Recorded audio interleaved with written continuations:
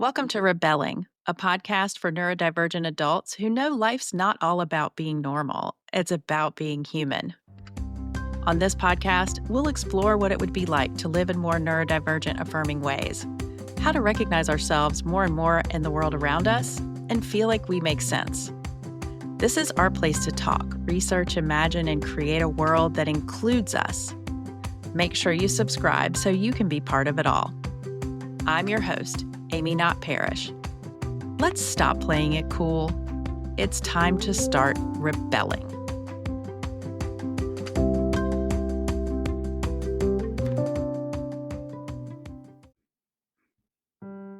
Hey y'all, welcome back. This is Amy, and today I'm joined by Melinda Staehling, a certified nutrition specialist and Menopause Society certified practitioner.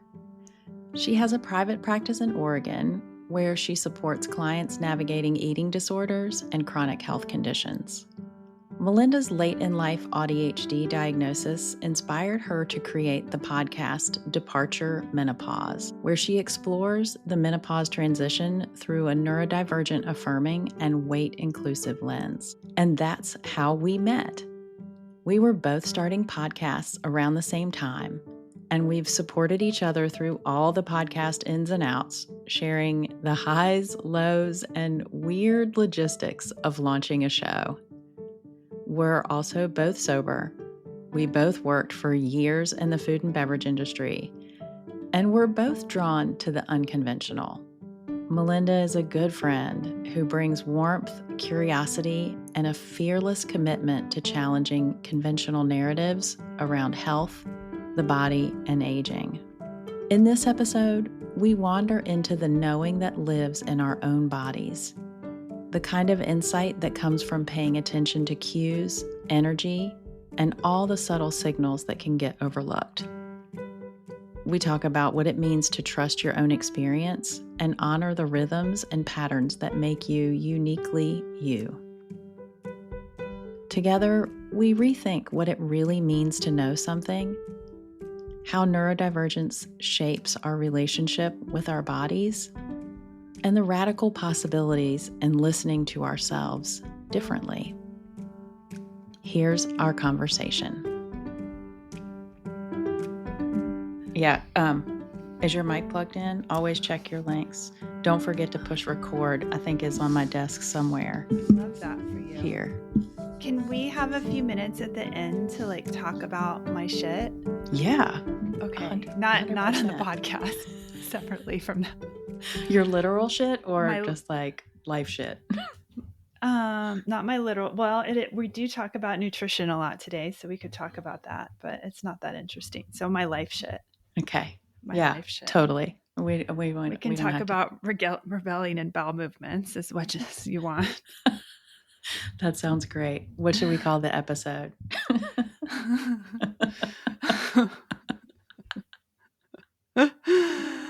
Oh my God. Something. Yeah.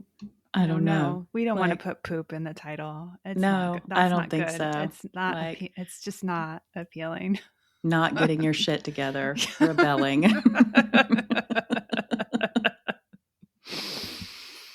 How to not get your shit together. I was like, I listened to your podcast this morning, the first one, to get to orient myself, and I loved it. The first one in this series.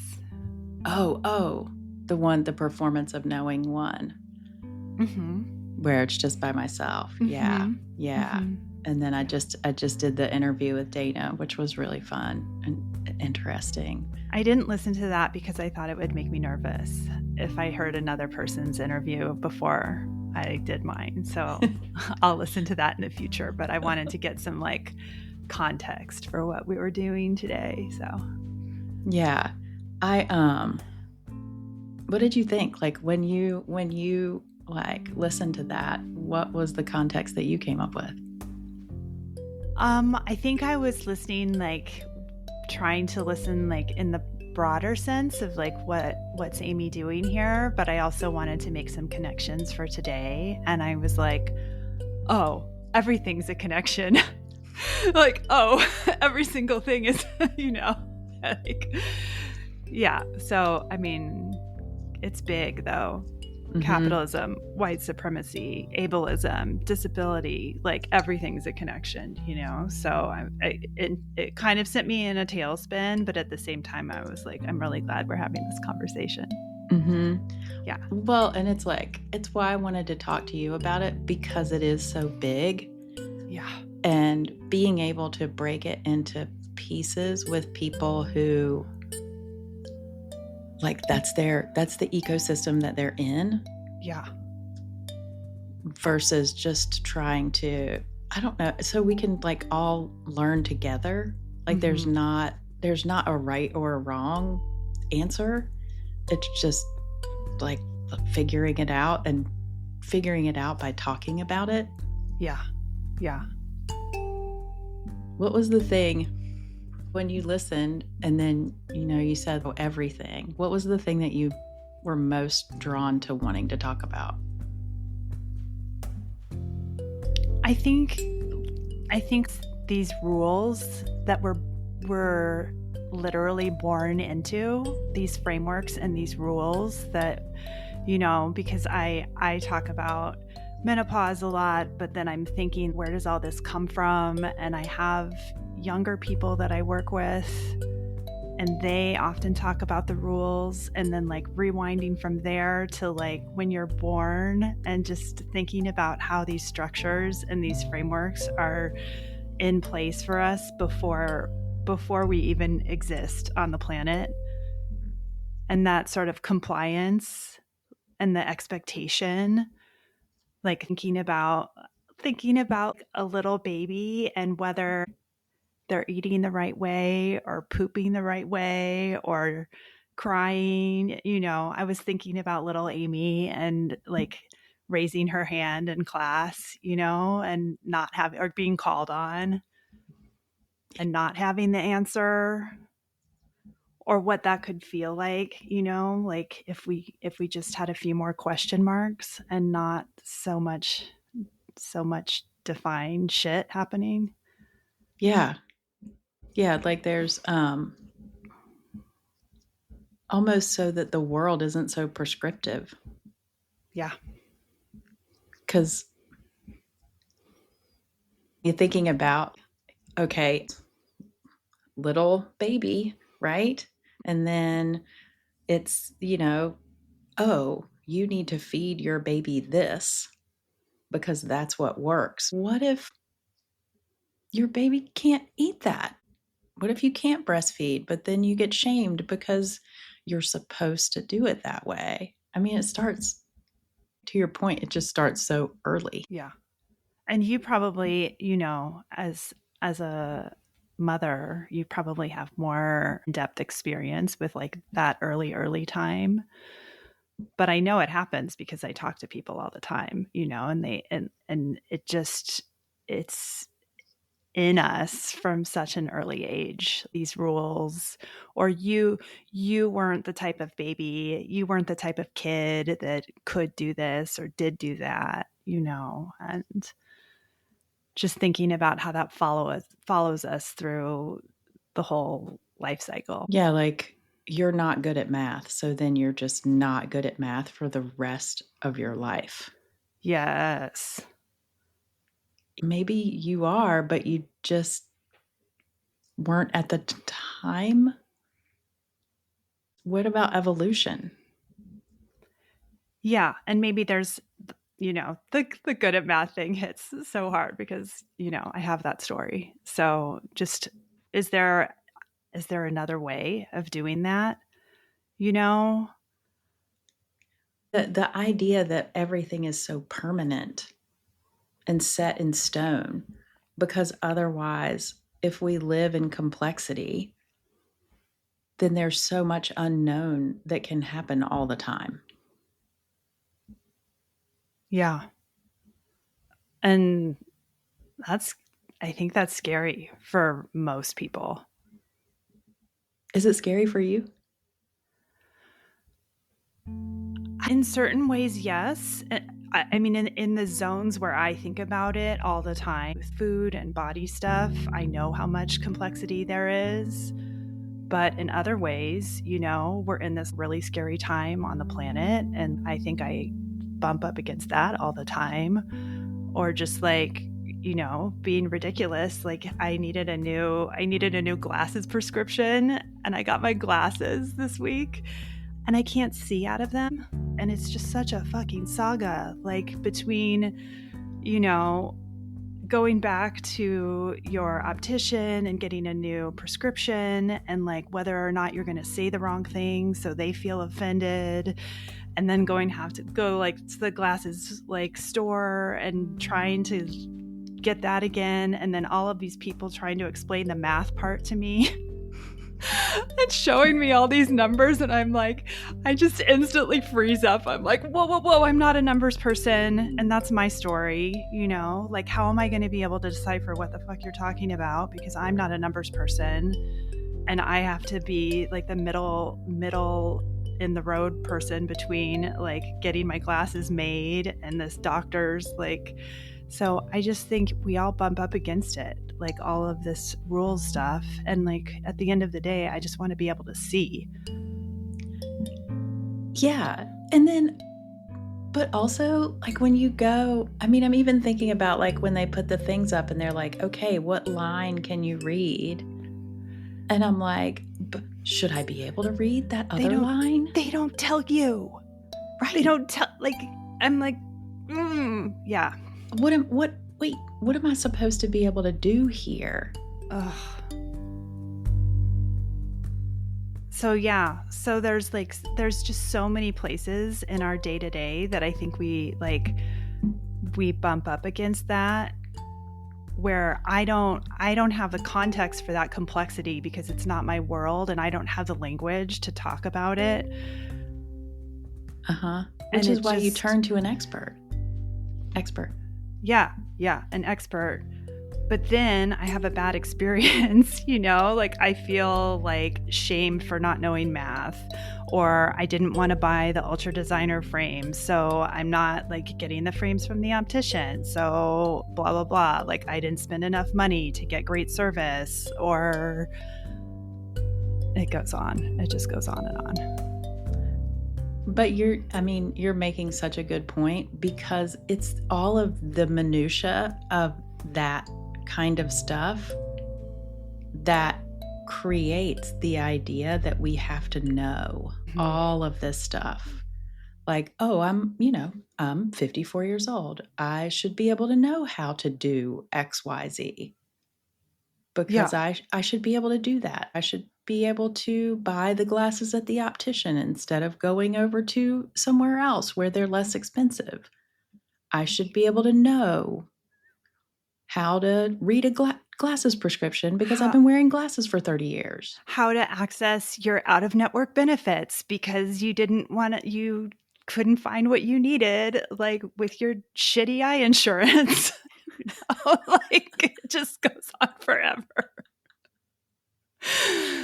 Oh my God. Do you think that, okay, I'm going to see if I can reel my thought in.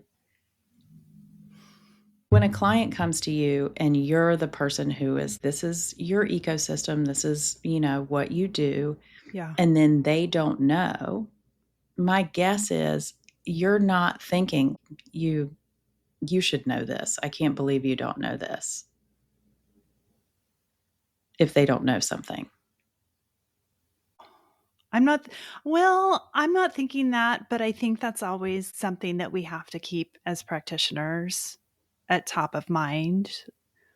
And I think like in motivational interviewing, they have that phrase, resisting the writing reflex, always checking yourself and resisting that urge to say, I know, I have the solution, and like sitting on your hands and remembering that the person across from you has a deeper knowing about themselves than you ever will. And then can that be like, does it have to be either or.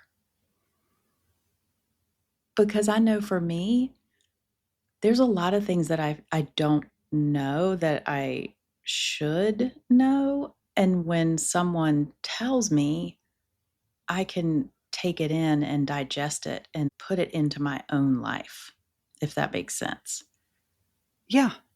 I mean, none of us can know everything, right? And hopefully we have people that are around us that offer consent and complexity, like you said. Can I give an example from like us? And you can totally get rid of this if you don't want to, but it's like you and I talking last week about you having these ongoing UTIs. And I have this experience where I'm like, there may be another solution to this or another way to look at this. And like, I just keep thinking about that conversation and how that should be like, quote, common knowledge, for people our age. And it's not. And why isn't that like out there in the, like, why isn't that in the rule books, Like, that should be like one of those unwritten rules, like how you access your out of network benefits and like what happens when you start getting recurrent UTIs. Ding, ding, ding. But it takes so much to get to that point. Way too much effort. Did that make any sense? Yeah, it's because really what you're talking about is I think common sense. And so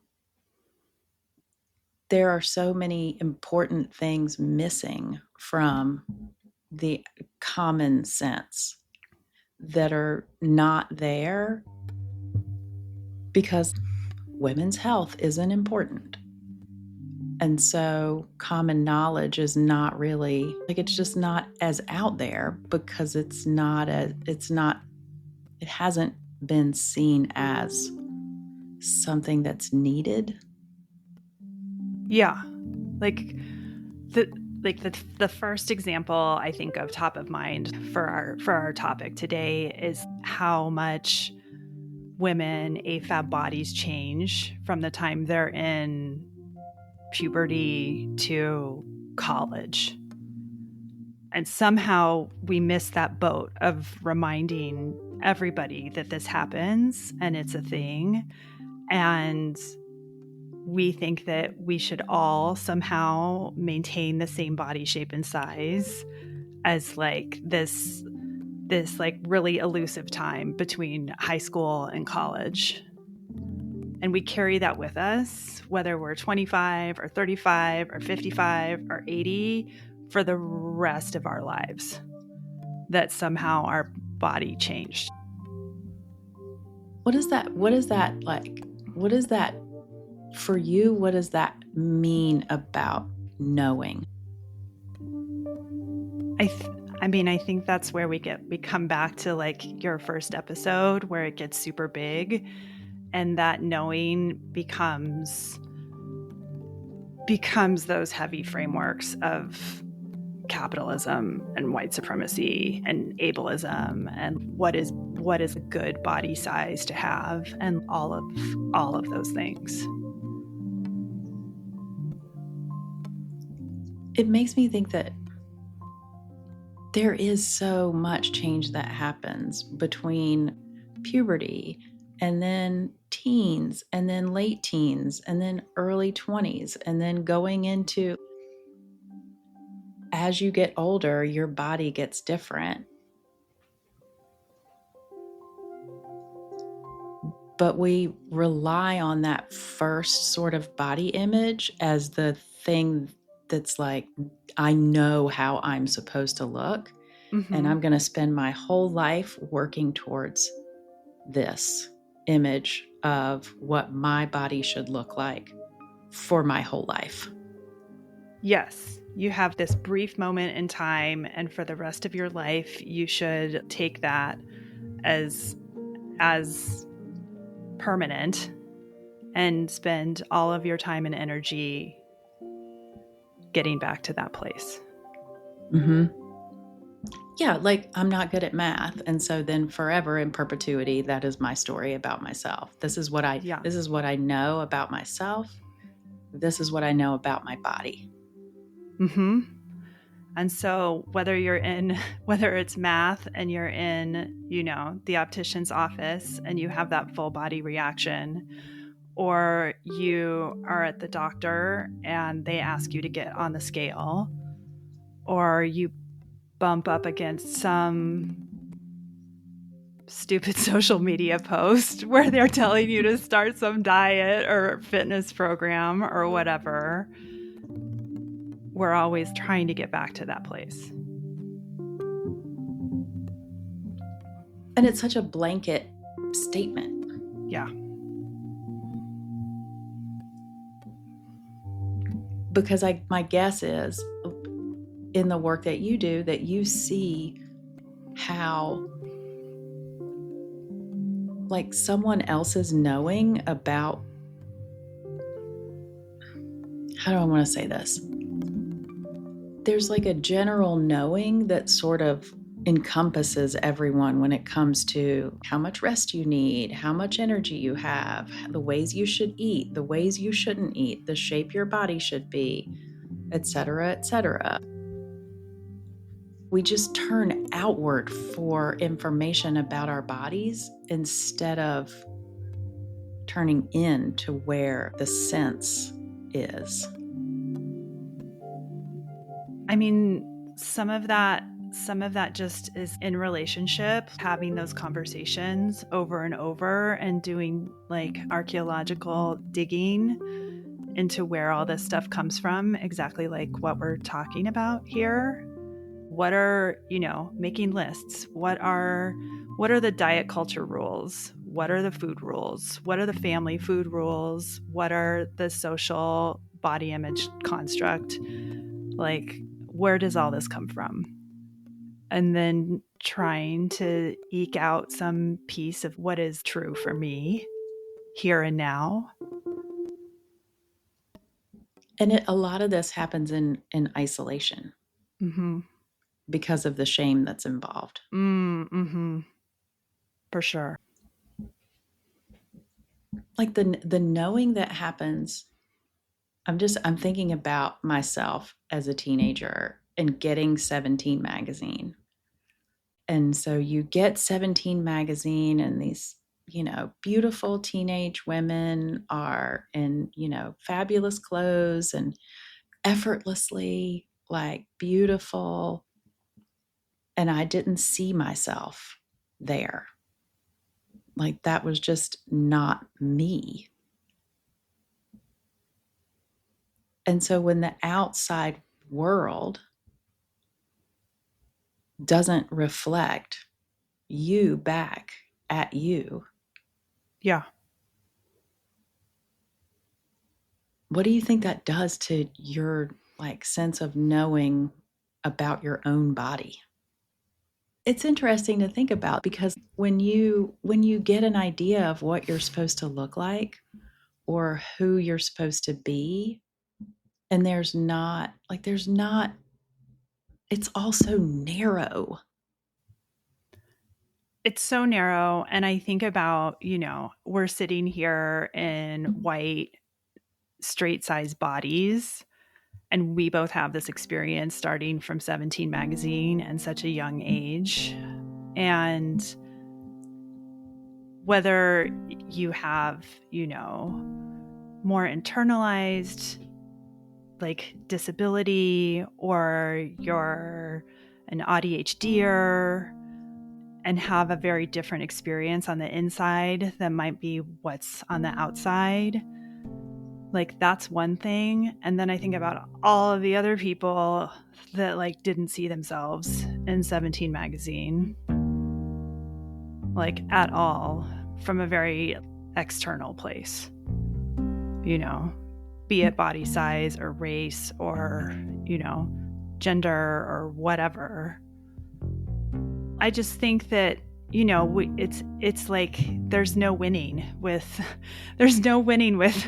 white supremacy and capitalism and patriarchy. We're sitting here and we have from a pretty privileged perspective. And given that thought that we're not enough and like we'll never match up, like from such a early start, that's just so different from so many people's experiences, you know, on a much more external, like visceral level. And it's just like, it just keeps making me think about how narrow it is. There's just so few options in a white supremacist, capitalist, ableist culture. Yeah.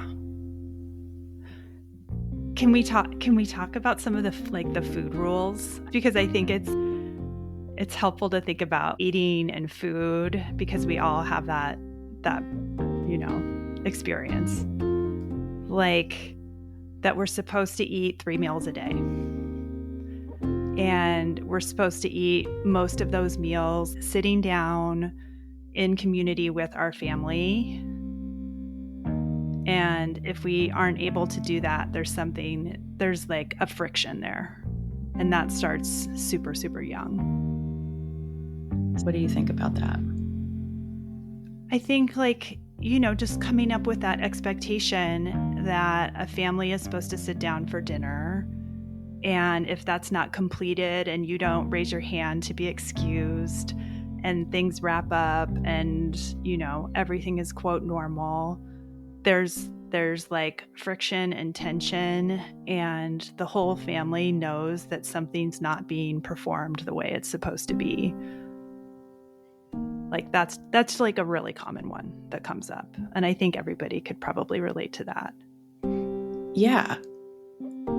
And also just all the rules about the food you're supposed to be eating or the food that you're supposed to be feeding your family. Yeah, you should have full access to all of the tastes and textures.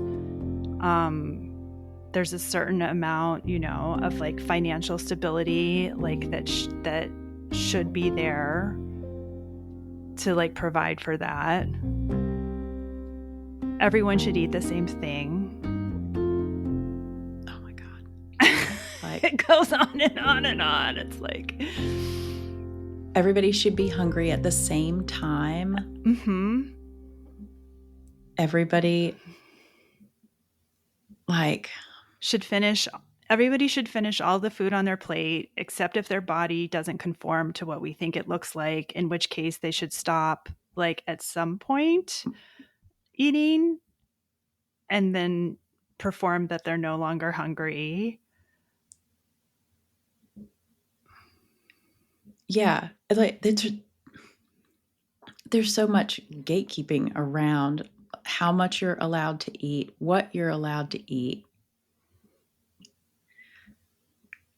the kind of food you're allowed to eat.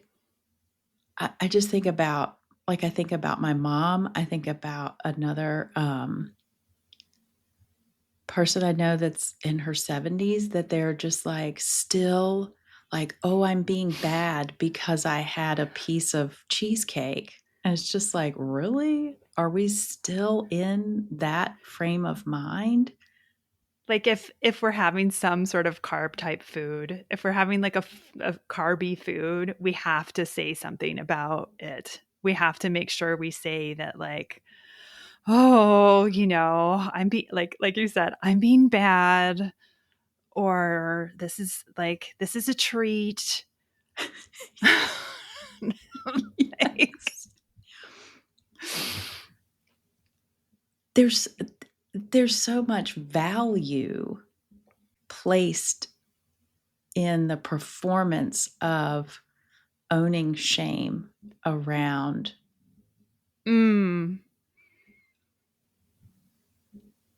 like kind of bucking the system. Yes. Yeah, I like what you said about the performance of it, you know, like going out to eat and ordering a side of veggies because you think you should, even though when you're like, all I want is fucking fries, you know, and then with watching the aioli, please. Yes, yes. And then watching the family like coercing the child to eat the broccoli at the foreign dinner table when like all the kid wants is some fries. And it just repeats itself. Like that question comes up how many vegetables should I have? And it creates what you said is so important because kids are not allowed to know what they like and what they don't like. They're told what food you like, what foods you should like, and what foods you shouldn't like. Yeah. And you're immediately kind of taught that you don't know what you're doing when it comes to what you're eating.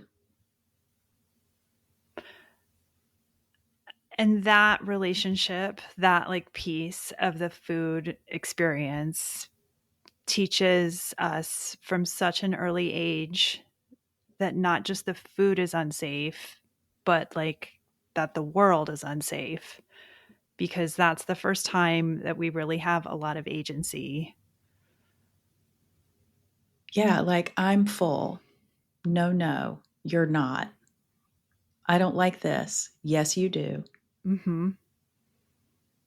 You can't have that until you have this. Right. Like no dessert for you. You didn't eat your dinner.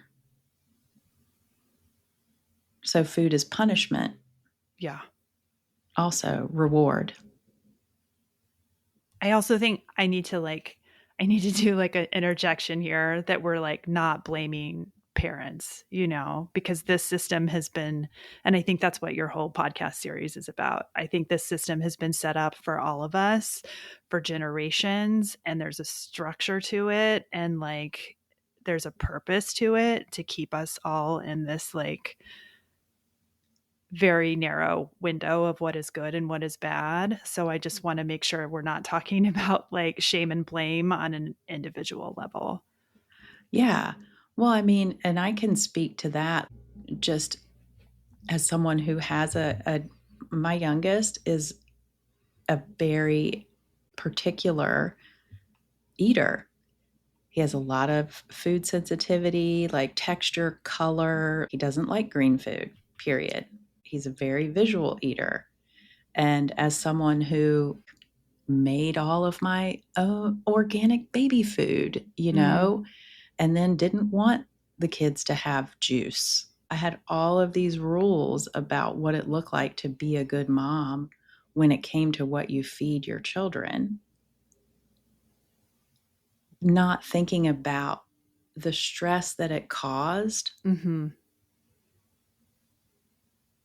because I was holding up food as an achievement instead of understanding what it was doing to my relationship with my kid.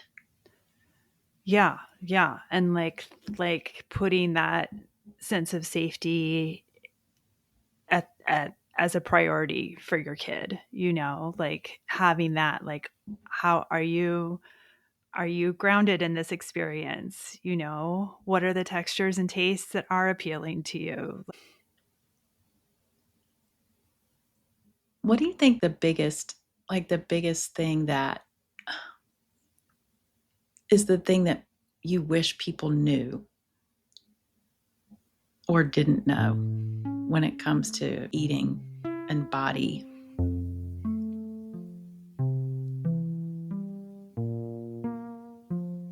I think for food and eating stuff, like that food does not play the role in our health that we think it does. I think that's like probably the biggest one that there's so many other things about our health and our body besides food that we just don't have as much control as we imagine that we do. And I think we touched on it earlier, but like that bodies change. They don't stay the same. be it body size or level of ability. I think we have like a really, really tough time with that. That change is inevitable. And that seems like it has to do with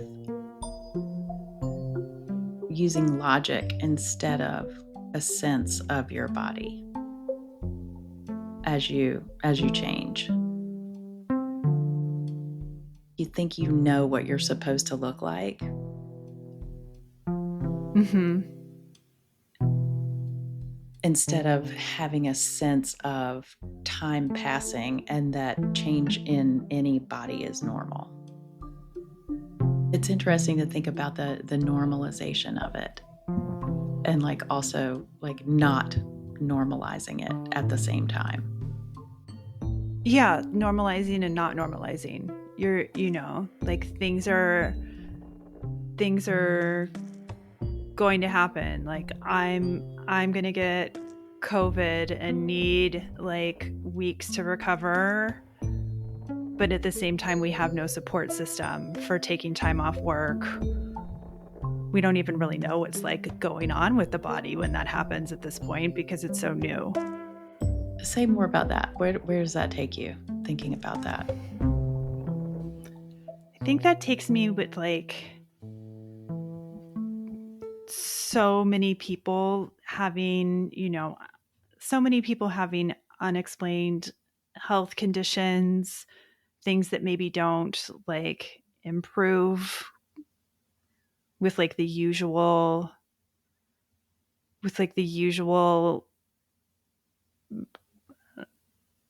medications, diet plans, all of that.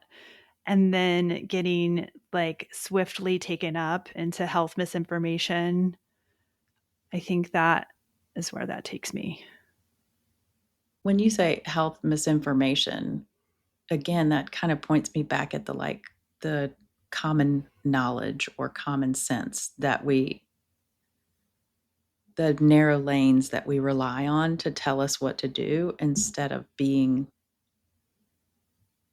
observing what's happening and being in the reality of that. Yeah, yeah. And I think maybe I can be more specific. Like I think of people, that have complicated health, and it's so easy to get caught up. I know this has happened in my past with like trying a new diet plan or purchasing a supplement protocol that you find on the internet, or there has to be an answer. If I can't find it in one source in conventional medicine, then I have to be able to find it elsewhere. And it always comes back to me as the individual having to fix that problem. And then you as the individual fixing that problem. I don't know, I'm thinking about like supplements and diets, and for in my brain right now that is tied to what we look like instead of what we feel like. I think so, but I mean, in this context, like think about how much of that's offered up to the neurodivergent community. Like think of all the different ways that we can like improve on ADHD, or, oh, you're autistic, you definitely need to be eating this way or that way and cut out gluten and cut out sugar. And we're going to cure the autism with like yeah. I think that's still like really, really common. Which then says that you're the problem Mm-hmm. and you need to be fixed. Mm-hmm.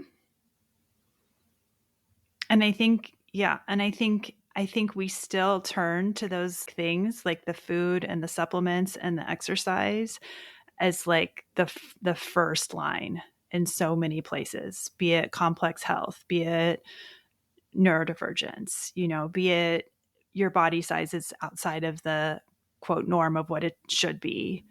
Like, because those are like the individual resources that we have, instead of this question that you're asking about more of a collective and more of a shift.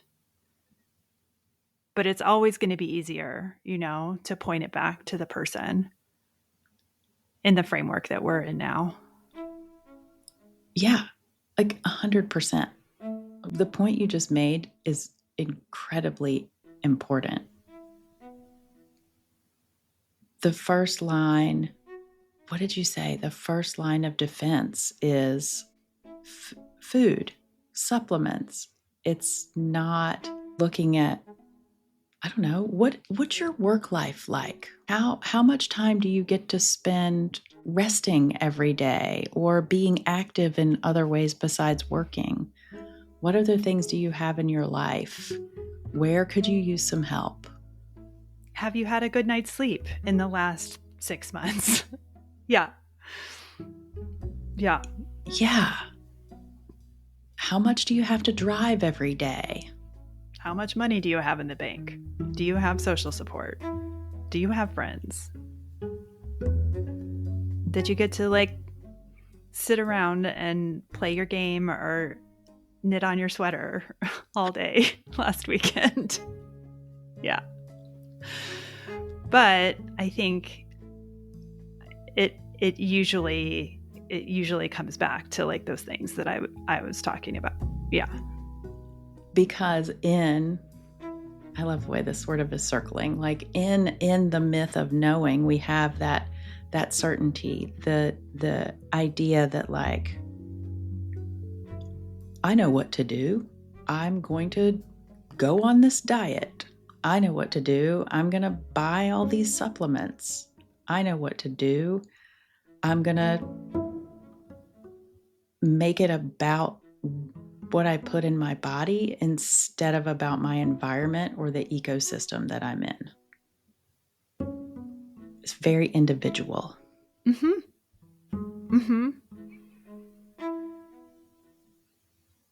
Yeah, and it bumps up against so many things. Almost kind of what I was talking about at the beginning with my glasses.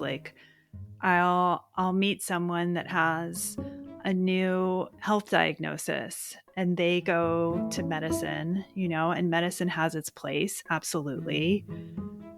But a lot of times medicine will say, "Oh no, you need to change your diet, go on a fitness journey. You need to do all these behaviors and perform all of that," without asking, how would it be for you to eat differently? Do you have the capacity for that? Do you have the money to go do that?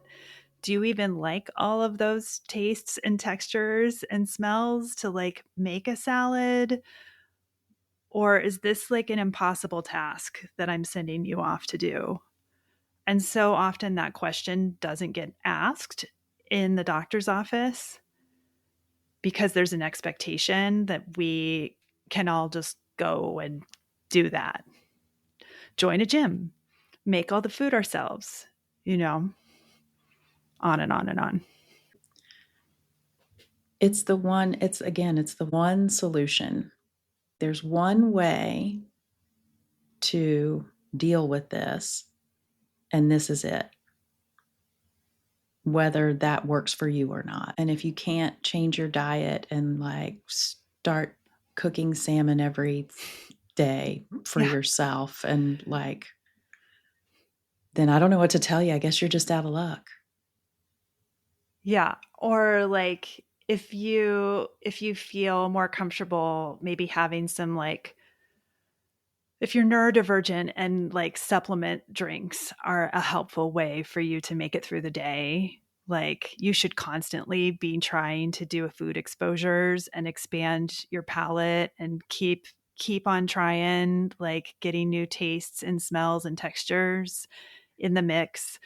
But if you're a fitness bro and you drink the same supplement shakes because you're you're on your journey, then that's fine. It's totally okay if you want to have a couple of those protein drinks a day.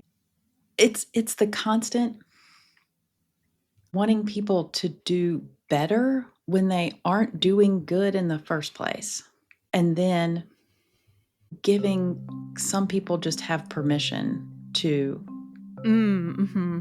Like, oh, well, if you're doing this, then it's okay for you to, if you're, a fitness bro and you're drinking protein shakes a couple times a day, that's okay. But if you're neurodivergent and often eating is just like such a pain in the ass, well, you really just need to try harder. Mm-hmm. Yeah. If you're not doing like quote good, or you're doing differently. And I think like, I just think that we haven't been taught and we haven't been given the room to ask these questions. Like, what would it be like if someone drank a few protein shakes a day for years on end? Is that an okay way to be? And I'm going to put aside, like, we want people to be safe. I know we want that for everyone. But a lot of times people will come in, and I'm speaking just directly in like nutrition practice land. Their labs are fine, their nutrients are fine, but it's just easier for them to like have the protein shakes. So why are we constantly trying to like bring a salad in, like why?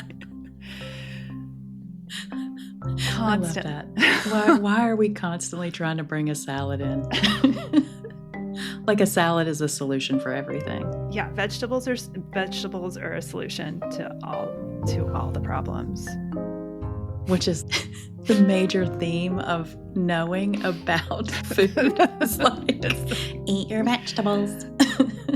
And I think that it touches on that shame piece too, because really, and when we're in a closed container, and so many people do ask me that, like, how many vegetables do I really need? Because there's a question, and it's deep, and it's like, I'm not getting to that place. There's some number out there.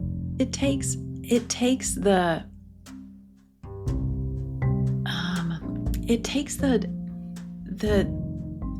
ability to sense about your own body what works for you and makes it very prescriptive. Mm-hmm. Again, like that outward knowing about what's good for your system. When, maybe I eat 6 vegetables a day, but also it totally stresses me out. Exactly. And the totally stresses me out piece, we don't think about how taxing that is. Like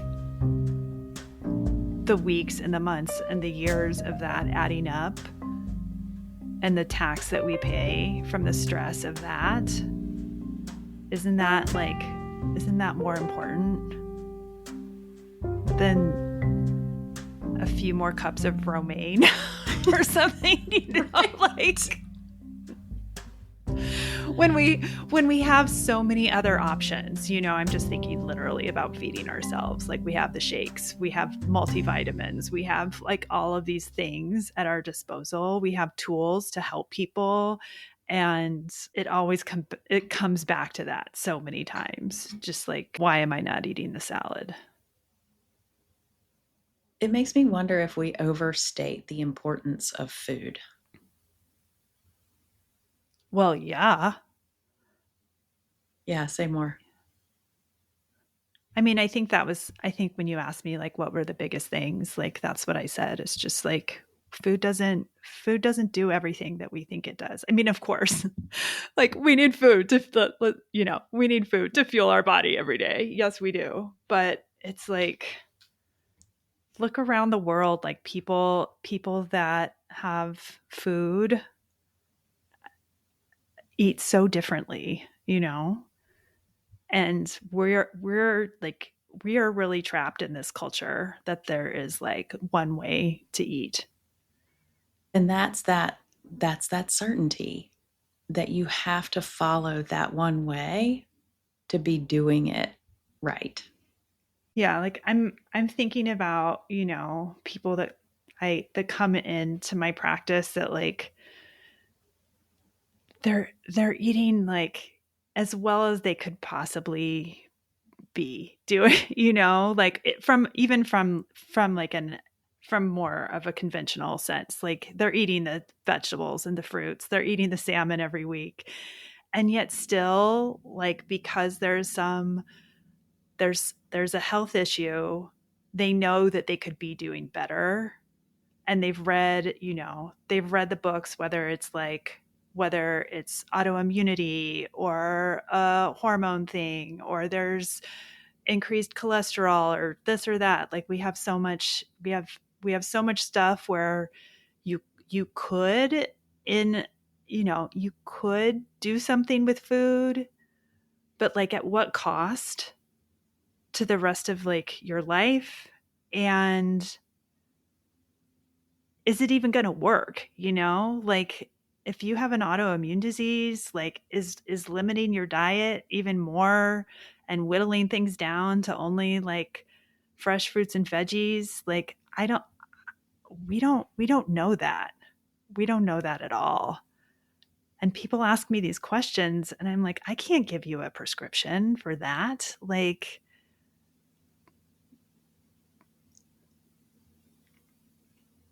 that becomes like the whole conversation, I think, too, about, and that you've brought up, like that's about disability, and that's about performance, and then that's about bodies staying the same and all of this. But like there's there's no magic list of foods out there. No, no. And I just had a thought. I wish it would not have disappeared.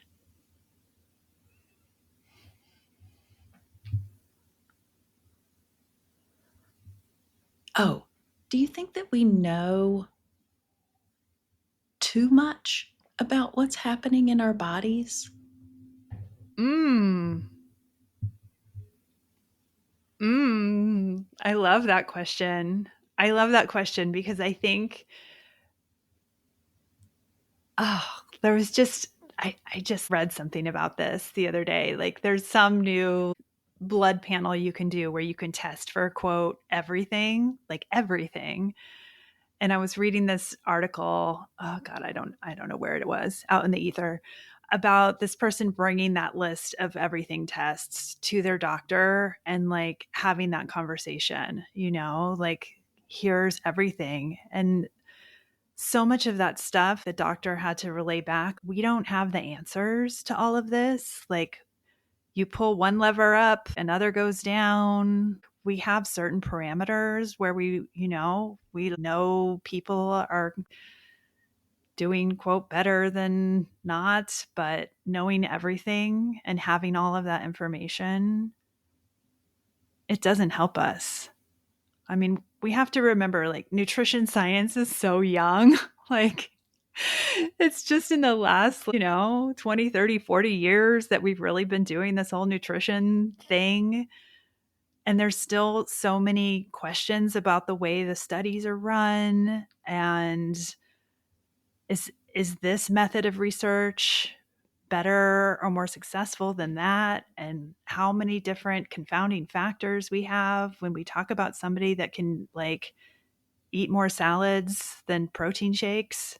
Like more knowing, I don't think more knowing from an external source like isn't necessarily always better. And it's not really economically beneficial to capitalism if you can feel that you got enough sleep, like just by checking in with your own body rather than like looking at your, you know, Sleep score. right, Yeah. right. Yeah. Yeah. And we can, yeah. I mean, I think that's like a whole nother rabbit hole, right? We can pay for all the data on all of that. And is that helping us? Is tracking and monitoring and doing, I mean, that goes into so many different directions. Yeah. But it kind of for me, points to a system can tell you how you're doing, or a test will tell you how you're doing. And then you outsource your sense of how you're doing to something outside of this system that is so complex and complicated. Yeah. I'm personally terrified of doing that sleep tracking just because I'm in the phase of life where my sleep is such shit that I know to see that every single day, compounded with the way I already feel. Like I don't need something telling me like Yeah, I got a bad night of sleep. Oh, you need 72 hours of recovery time. Hold on. But that may not be true for me. Yeah. Yeah. And it keeps you from knowing how. Maybe you don't have that because you have to get up and fucking work. So what are you going to do? Like, right. Just feel like shit about yourself. Take care of your kid. Yeah. Here's yet another way to feel like shit about yourself. Oh my God. From a system that is outside of you, that tells you it knows you when, I mean, this gets on a much bigger idea, but we have the information that we need accessible to us, like within our bodies at a lot of different levels. Yeah. Yeah. But like we started with, we're taught from a very early age to not trust our own sense of what's happening in this system.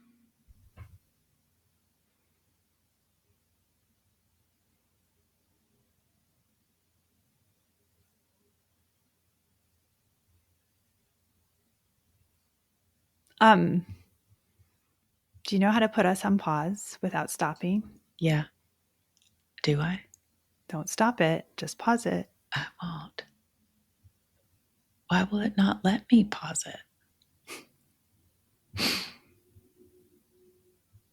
I don't know. It won't let me pause. It lets me pause when I'm doing it by myself. Huh. I have no clue. I don't know what to tell you. I just really have to pee. Oh, yeah. Just go pee. What do I do? How do I It'll just run. It'll be fine. Okay. I mean, you're not going to pee right here. No. You can mute yourself, I think.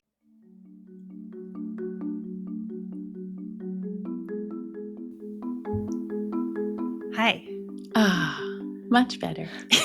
That was me modeling, like knowing my interoception limits and saying I gotta go pee. I gotta take a break. Yeah. The morning liquids have done their thing. And those are the kinds of things like that I feel like knowing stuff like that and then asking, like saying it. Like why aren't we working on that instead of like more salad? I know. I try to say that at the beginning of my appointments, it's okay to pee, it's okay to get a snack, it's okay to go pet the dog. But people rarely take me up on it. It's something we have to practice. It's because we've just learned the opposite. Well, because if you're in school and you need to use the bathroom, you have to raise your hand and you have to get permission. And if it's not a good time, then you can't go.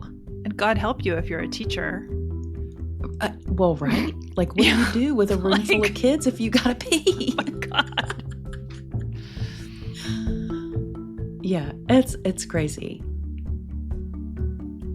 What did we not talk about? Like, what did we miss? I think we talked about a lot. I think we covered some territory here. We didn't talk about menopause, but I think we should talk about menopause some other day. That's its own whole thing. Mm-hmm. I agree. And I feel like it was just a really interesting sort of meandery conversation that ended up with like, what do you think? Like, what did we end up with?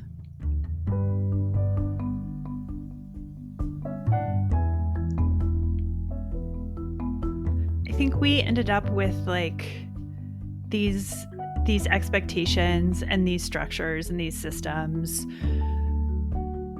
being established from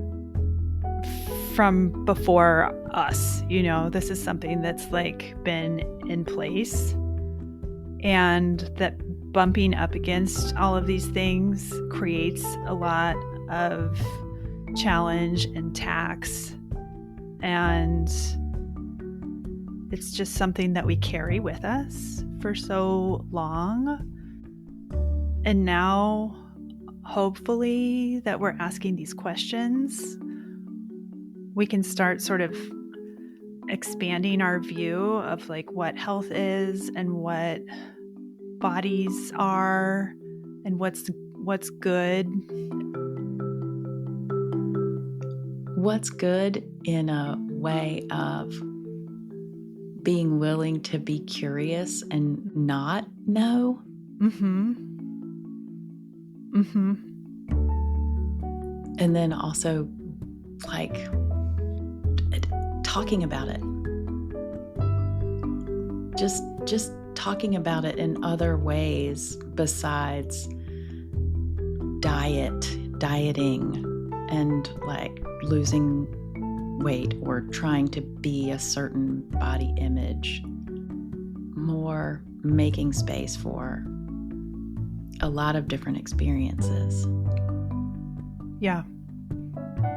And like having that question about who is the expert and who does the knowing, and expanding on that, especially in places where it's set up to sort of like have that structure and that hierarchy. Yeah. Questioning everything. Yeah. All right.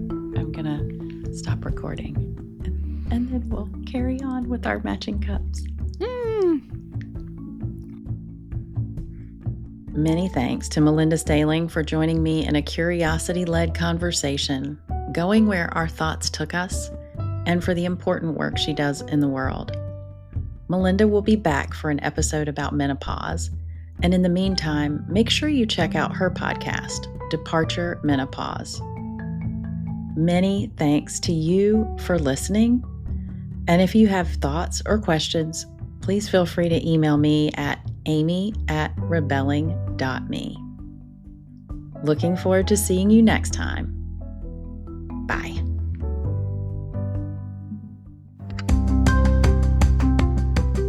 Thanks for taking the time to listen to Rebelling. You can find resources and links from this episode in the show notes or at rebelling.me/podcast. Thanks to everyone who supports this podcast. And if you enjoyed this episode, please subscribe and share, rate, and review. Next time, we'll continue our conversation about neurodivergent life. Until then, keep rebelling.